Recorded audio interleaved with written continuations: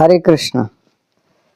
आज जानेंगे राजा आलोक का दत्तात्रेय जी के शरण में जाना और उनसे योग का उपदेश लेना और सुबाहु जो उनके भाई थे उनकी प्रेरणा से काशीराज का आलोक पर आक्रमण करना। सुमति कहते हैं, पिताजी, धर्मात्मा राजा आलोक ने भी पुत्र की भांति प्रजा का न्यायपूर्वक पालन किया। उनके राज्य में प्रजा बहुत प्रसन्न थी और सब लोग अपने अपने कर्म में लगे रहते थे।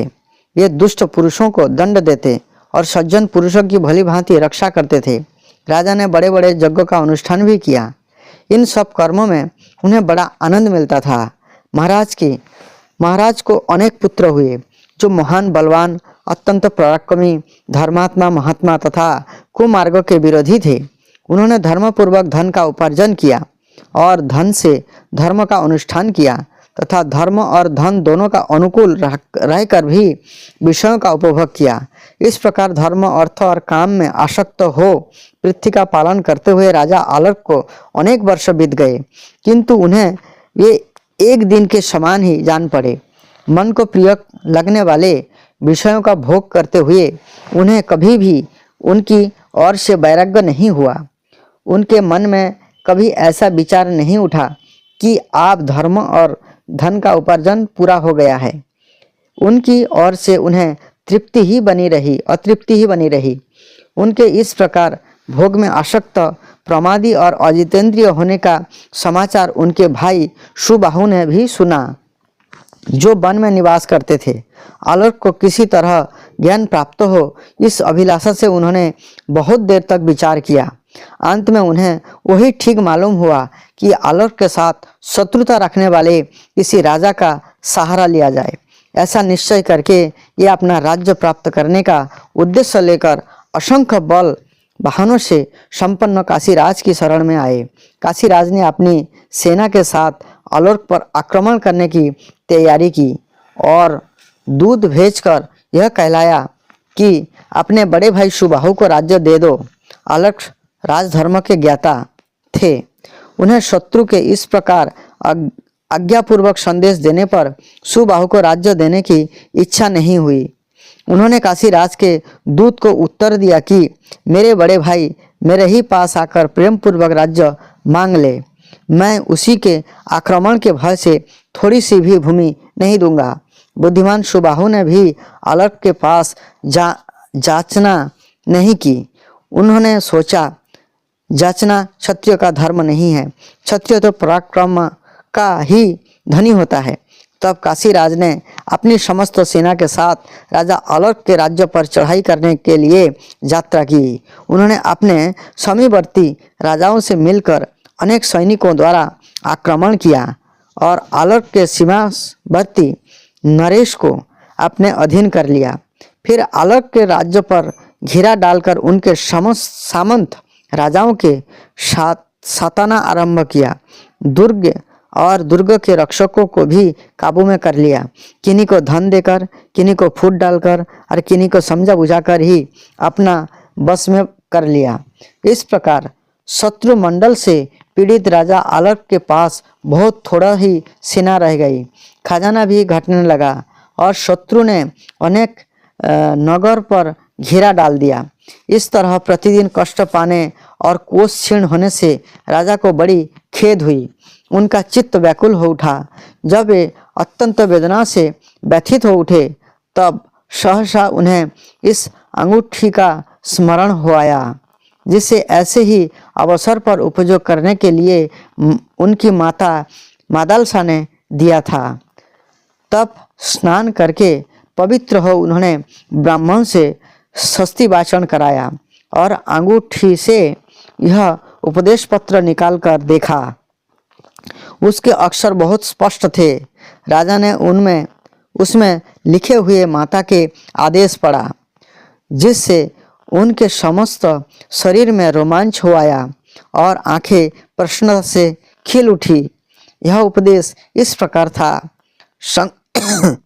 संग सर्वात्मना त्यज्य सचेत तक्तम न शक्यते न सद्भि सह कर्तव्य शतम संग ही भेजसम। भेषजम काम सर्वात्मना हेय जातुम चेच्छकयते न सह मुमुक्षां प्रति तत्कार्यं सेवतस्यापि भेषजम। संग अर्थात आसक्ति का सब प्रकार से त्याग करने चाहिए, किंतु यदि उसका त्याग ना किया जा सके तो सत्पुरुष का संग करना चाहिए, क्योंकि सत्पुरुषों का संग ही उसकी औषधि है। कामनाओं को सर्वथा छोड़ देना चाहिए, परंतु यदि वह छोड़ी ना जा सके तो मुमुक्षा अर्थात मुक्ति की इच्छा के प्रति कामना करनी चाहिए, क्योंकि मुमुक्षा ही उस कामना को मिटाने की दवा है। इस उपदेश को अनेक बार पढ़कर राजा ने सोचा, मनुष्य का कल्याण कैसे होगा। मुक्ति की इच्छा जागृत करने पर, और मुक्ति की इच्छा जागृत होगी सत्संग से, ऐसा निश्चित करके ये सत्संग के लिए निश्चिंत हुए और अत्यंत आर्तभाव से आसक्ति रहित पाप शून्य तथा परम सौभाग्यशाली महात्मा दत्तात्रेय जी के शरण में गए। उनके चरणों में प्रणाम करके राजा ने उनका पूजन किया और न्याय के अनुसार कहा, ब्राह्मण आप शरणार्थियों को शरण देने वाले हैं, मुझ पर कृपा कीजिए। मैं भोग में अत्यंत आसक्त एवं दुख से आतुर हूँ और मेरा दुख दूर कीजिए। दत्तात्रेय जी बोले, राजन मैं अभी तुम्हारा दुख दूर करता हूँ, सच सच बताओ तुम्हें किस लिए दुख हुआ है। आलर्क ने कहा, भगवान इस शरीर के बड़े भाई यदि राज्य लेने की इच्छा रखते हैं तो यह शरीर के 5 भूतों का समुदाय मात्र है, गुण की ही गुणों में प्रवृत्त हो रही है, अतः मेरा उसमें क्या है। शरीर में रहकर भी ये और मैं दोनों ही शरीर से भिन्न है। यह हाथ आदि कोई भी अंग जिसका नहीं है, मांस हड्डी और नाड़ियों के विभाग से भी जिसका कोई संपर्क नहीं है, उस पुरुष का इस राज्य में हाथी घोड़े रथ और कोष आदि से किंचित भी क्या संबंध है। इसलिए ना तो मेरा कोई शत्रु है, ना मुझे दुख या सुख होता है, और ना नगर तथा कोष से ही मेरा कोई संबंध है। यह हाथ जोड़े आदि की हाथी घोड़े आदि सेना न सुबाहु के है, न दूसरे किसी का है, और न मेरी ही है। जैसा कलसी घट और कमंडलू में एक ही आकाश है, तो भी पात्र भेद से अनेक सा दिखाई देता है। इसी प्रकार सुबाहु काशीराज और मैं भिन्न भिन्न शरीर में रहकर भी एक ही है। शरीर के भेद से ही भेद की प्रीति होती है। पुरुष की बुद्धि जिस जिस वस्तु में आसक्त होते हैं वहाँ से यह दुख ही लाकर देता है। मैं तो प्रकृति से परे हूँ, अतः ना दुखी हूँ ना सुखी। प्राणियों का भूतों के द्वारा जो पराभाव होता है वही दुखमय है। तात्पर्य यह है कि जो भौतिक भोगों में ममता के कारण आसक्त है वही सुख दुख का अनुभव करता है। दत्तात्रेय जी बोले, नरश्रेष्ठ वास्तव में ऐसी ही बात है। तुमने जो कुछ कहा है ठीक है। ममता ही दुख का और ममता का अभाव ही सुख का कारण है।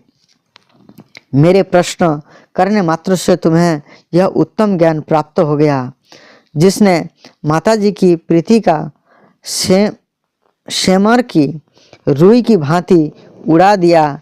मनुष्य के हृदय में ज्ञान रूपी महान वृक्ष खड़ा है। यह अहमता रूपी अंकुर से उत्पन्न हुआ है।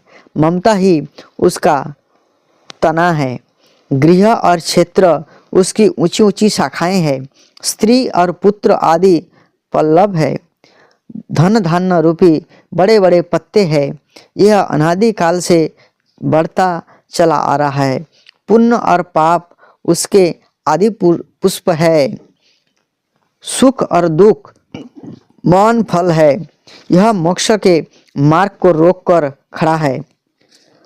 अज्ञानियों का संग ही उस वृक्ष के लिए सिंचाई का काम देता है। सकाम कर्म करने की प्रबल इच्छा ही उस वृक्ष भ्रमरों की भांति मंडराती रहती है।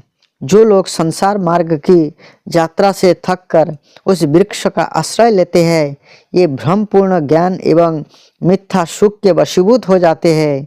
ऐसे लोगों को आत्यंतिक सुख मोक्ष कैसे मिल सकता है? परंतु जो सत्संग रूपी पत्थर पर घिसकर तेज किए हुए विधा रूपी कुठार से उस ममता रूपी वृक्ष को काट डालता है, जो विद्वान पुरुष ही उस मोक्ष मार्ग से जाते हैं और धूल तथा कांटों से रोहित शीतल ब्रह्म वन में पहुंचकर सब प्रकार की वृत्तियों से रहित हो परमानंद को प्राप्त होते हैं। अलौक ने कहा, भगवान आपकी कृपा से मुझे ऐसा उत्तम ज्ञान प्राप्त हुआ जो जड़ प्रकृति और चेतन शक्ति का विवेक करने वाला है, किंतु मेरा मन विषयों के वशीभूत है, अतः यह इस ज्ञान में स्थिर नहीं हो पाता।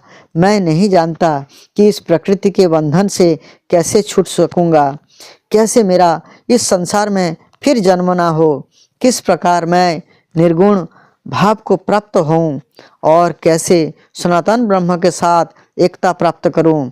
ब्राह्मण, मुझे ऐसा ही उत्तम योग बतलाइए जिससे मैं मुक्त हो सकूं। इसके लिए आपके चरणों में मस्तक रखकर याचना करता हूँ, क्योंकि आप जैसे संतों का संग ही मनुष्य का परम उपकार करने वाला है।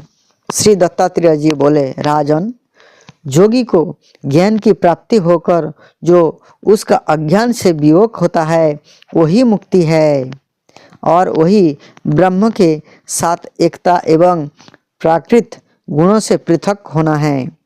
मुक्ति होती है योग से, योग प्राप्त होता है सम्यक ज्ञान से, सम्यक ज्ञान होता है वैराग्यजनक दुख से, और दुख होता है ममता के कारण स्त्री पुत्र धन आदि के चित्त की आसक्ति होने से। अतः मुक्ति की इच्छा रखने वाला पुरुष आसक्ति की दुख का मूल समझकर जत्नपूर्वक त्याग दे। आसक्ति ना होने पर यह मेरा है ऐसा धारणा दूर हो जाती है। ममता का अभाव सुख का ही साधक है। वैराग्य से सांसारिक विषयों में दोषों का दर्शन होता है। ज्ञान से वैराग्य और वैराग्य से ज्ञान होता है। जहाँ रहना हो वही घर है, जिससे जीवन चले वही भोजन है, और जिससे मोक्ष मिले वही ज्ञान बताया गया है। इसके सिवा सब अज्ञान है।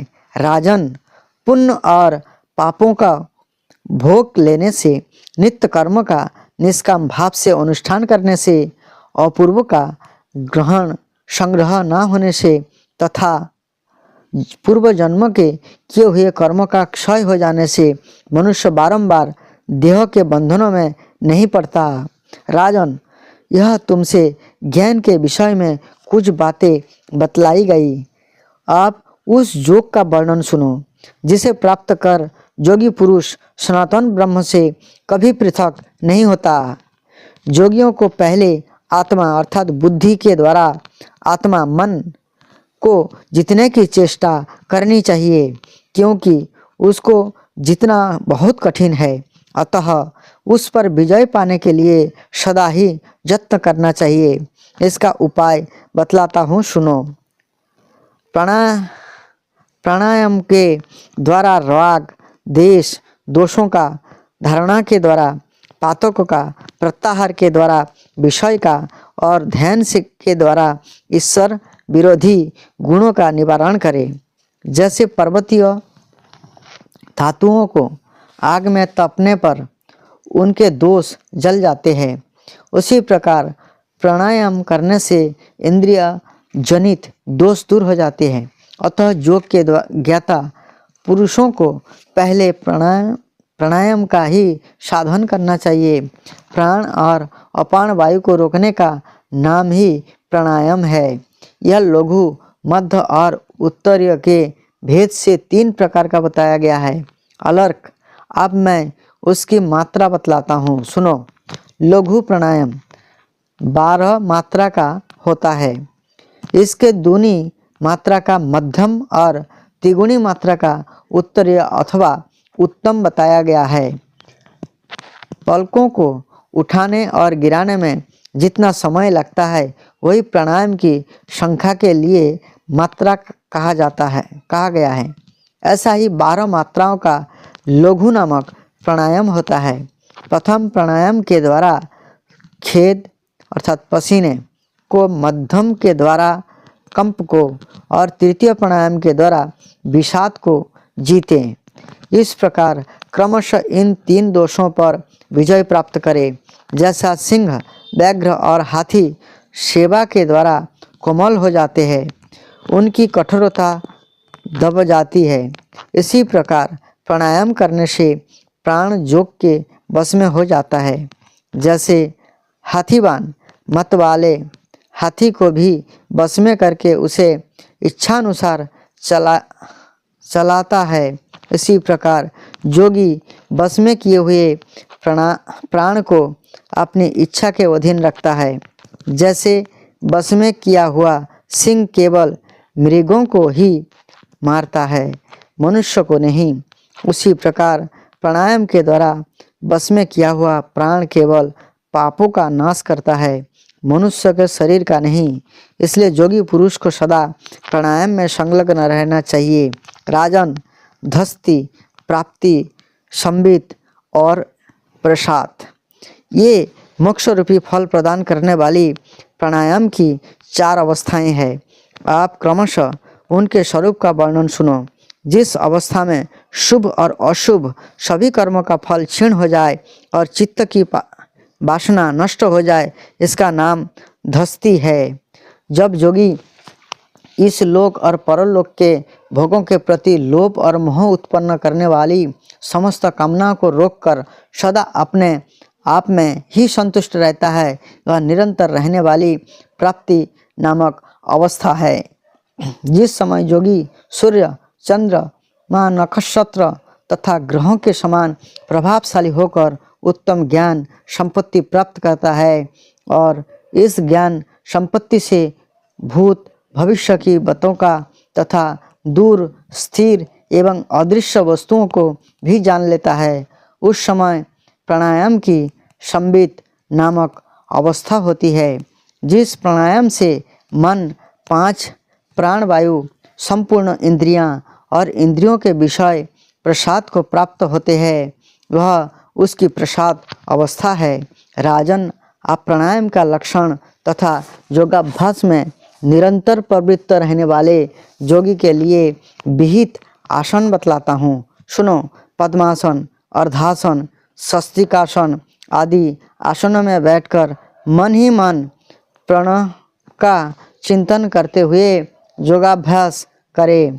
शरीर को समभाव से रखे, आसन भी सम हो, दोनों पैरों को समेटकर दोनों जंघों को आगे की ओर स्थिर करे, मुंह को बंद किए रहे, एड़ियों को इस प्रकार रखे जिससे ये लिंग और अंडकोश स्पर्श ना कर सके। मन और इंद्रियों को संयम में रखते हुए स्थिर रहे, मस्तक को कुछ ऊंचा किए रहे, दांतों से स्पर्श ना होने दे, अपनी नासिका के अग्रभाग पर दृष्टि रखते हुए अन्य दिशाओं की ओर ना देखें। रजगुण से तमोगुण की और शतगुण से रजगुण की वृत्ति को भली भांति आच्छादित करके निर्मल सत्व में अर्थात शुद्ध सत्व में स्थिर हो योग वेत्ता पुरुष योगाभ्यास का अभ्यास करे। इंद्रिय, प्राण आदि और मन को अनेक विषयों से हटाकर प्रत्याहार आरंभ करे।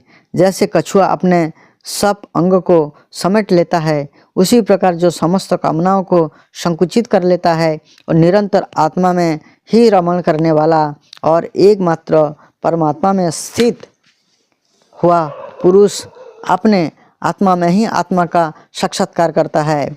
विद्वान पुरुष बाहर भीतर की शुद्धि का संपादन करके कंठ में से लेकर नाभि तक शरीर को प्राणवायु से परिपूर्ण करते हुए प्राणायाम का आरंभ करें। प्राणायाम 12 है, उन्हीं को धारणा भी कहते हैं। तत्वदर्शी योगियों ने योग में 2 धारणाएं बतलाई है। उनके अनुसार योग में प्रवृत्त हुए नियत आत्मा योग के सभी दोष नष्ट हो जाते हैं तथा वह स्वस्थ भी हो जाता है। वह परब्रह्म परमात्मा को और प्राकृतिक गुणों को पृथक पृथक देखता है। बम से लेकर परमाणु तक का साक्षात्कार करता है तथा निष्पाप आत्मा का भी दर्शन कर लेता है। इस प्रकार प्राणायाम परायण एवं मिताहारी योगी पुरुष धीरे धीरे एक एक भूमि को बस में करके दूसरों पर पैर बढ़ाए, जैसे महल में जाते समय एक एक सीढ़ी को पार करके दूसरी पर चढ़ जाता है। जो भूमि अपने बस में नहीं हुई है उसमें जाने से यह दोष रोग आदि दुख तथा मोह को बढ़ाती है, अतः उस पर ना चढ़े। प्राणवायु के निरोध को प्राणायाम कहते हैं। अपने मन को संयम में रखने वाले योगी पुरुष शब्दादि विषयों की ओर आने वाली इंद्रियों को उनकी ओर से योग द्वारा प्रत्याहृत निवृत्त करते हैं, इसलिए यह प्रत्याहार कहलाता है।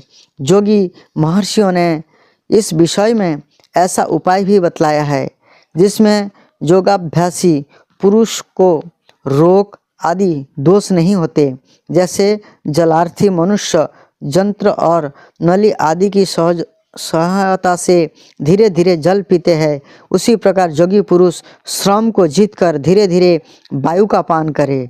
पहले नाभि में, फिर हृदय में, तदंतर तीसरे स्थान वक्षस्थल में, उसके बाद क्रमशः कंठ, मुख, नासिका के अग्रभाग, नेत्र, भौहें, मध्यभाग तथा मस्तक में प्राणवायु को धारण करें। उसके बाद परब्रह्म परमात्मा में उसकी धारणा करनी चाहिए। यह सबसे उत्तम धारणा मानी गई है। इस 10 धारणाओं को प्राप्त होकर योगी अविनाशी ब्रह्म की सत्ता को प्राप्त होता है। राजन, सिद्धि की इच्छा रखने वाला योगी पुरुष बड़े आदर के साथ योग में प्रवृत्त हो। वो अधिक खाए हुए अथवा खाली पेट, थका और व्याकुल चित्त ना हो। जब अधिक सर्दी या अधिक गर्मी पड़ती हो, सुख दुख आदि द्वंद्वों की प्रबलता हो अथवा बड़े जोर की आंधी चलती हो, ऐसे अवसरों पर ध्यान परायण होकर योग का अभ्यास नहीं करना चाहिए। कोलाहलपूर्ण स्थान में, आग और पानी के समीप, पुरानी गौशाला में, चौराहे पर, सूखे पत्तों के ढेर पर, नदी में, शमशान भूमि में, जहाँ सर्पों का निवास हो वहाँ, भयपूर्ण स्थान में, कुएं के तट पर, मंदिर में तथा दिमक की मिट्टी में ढेर पर, इन सब स्थानों में तत्ज्ञ पुरुष योगाभ्यास ना करे, क्योंकि योगाभ्यास के लिए एकांत स्थान चाहिए जहाँ सात्विक भाव की सिद्धि ना हो। ऐसे देश काल का परित्याग करे। योग में असद वस्तु का दर्शन भी निषिद्ध है, अतः उसे भी छोड़ दें।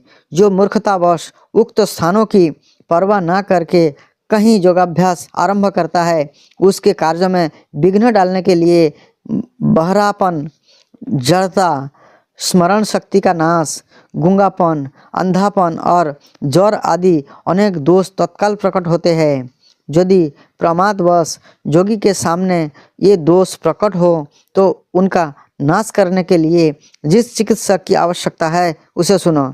यदि बात रोग, गुल्म रोग, उदावर्त अर्थात गुदा संबंधी रोग तथा और कोई उदार संबंधी रोग हो जाए तो उसके शांति के लिए घी मिलाई हुई जकी गरम गरम लपसी खा ले अथवा केवल उसकी धारणा करें। यह रुकी हुई वायु को निकालती और वायु गोला को दूर करती है। इसी प्रकार जब शरीर में कंप पैदा हो तो मन में बड़े भारी पर्वतों की धारणा करें। बोलने में रुकावट होने पर बागदेवी की और बहरापन आने पर श्रवण शक्ति की धारणा करें। इसी प्रकार प्यास से पीड़ित होने पर ऐसी धारणा करें कि जिह्वा पर आम का फल रखा हुआ है और इससे रस मिल रहा है। तात्पर्य वह है कि जिस जिस अंग में रोग पैदा हो वहाँ वहाँ उसमें लाभ पहुँचाने वाली धारणा करें। गर्मी में सर्दी की और सर्दी में गर्मी की धारणा करें। धारणा के द्वारा ही आपके मस्तक पर काठ की कील रखकर दूसरे काष्ठ के द्वारा उसे ठोकने की भावना करें। जोगी की लुप्त हुई स्मरण शक्ति का तत्काल ही आविर्भाव हो जाता है। इसके सिवा सर्वत्र व्यापक धूलोक, पृथ्वी, वायु और अग्नि की भी धारणा करें। इससे अमानवीय शक्तियों तथा जीव जंतुओं से होने वाली बाधाओं की चिकित्सा होती है। यदि कोई मानवेतर जीव जोगी के भीतर प्रवेश कर जाए तो वायु और अग्नि की धारणा करके उसे अपने शरीर के भीतर ही जला डाले। राजन, इस प्रकार योगवेत्ता पुरुषों को सब प्रकार से अपनी रक्षा करनी चाहिए, क्योंकि वह शरीर, धर्म, अर्थ, काम और मोक्ष चारों पुरुषार्थों का साधक है। योग प्रवृत्ति के लक्षण को बतलाने के तथा उन पर गर्व करने से योगी का विज्ञान लुप्त हो जाता है। इसलिए उन प्रवृत्तियों का गुप्त ही रखना चाहिए। चंचलता ना होना, निरोग हो रहना, निष्ठुरता ना धारण करना, उत्तम सुगंध का आना, मलमूत्र कम होना, गर्मी में कांति, मन में प्रसन्नता और वाणी के स्वर में कोमलता का उदय होना, ये सब योग वृत्ति के प्रारंभिक चिन्ह है। जोगी को देखकर लोगों के मन में अनुराग हो, परोक्ष में सब लोग उसके गुणों का बखान करने लगे और कोई भी जीव जंतु उससे भयभीत ना हो, तो वह योग में सिद्धि प्राप्त करने की उत्तम पहचान है। जैसे अत्यंत भयानक सर्दी, गर्मी आदि से कोई कष्ट नहीं होता तथा जो दूसरों से भयभीत नहीं होता, सिद्धि उसके निकट खड़ी होती है। इस प्रकार जो भी भगवान के धाम जाना चाहते हैं, ये सभी नियमों का फॉलो करनी पड़ती है। लेकिन ये कलियुग के लिए ये सब संभव नहीं है। इसी वजह से हमारे लिए बहुत सुंदर मौका है जो इस कलियुग में स्वयं चैतन्य महाप्रभु आए और हरे कृष्ण महामंत्र दिए। जिस हरे कृष्ण महामंत्र केवल जप करने से और वैदिक समस्त जो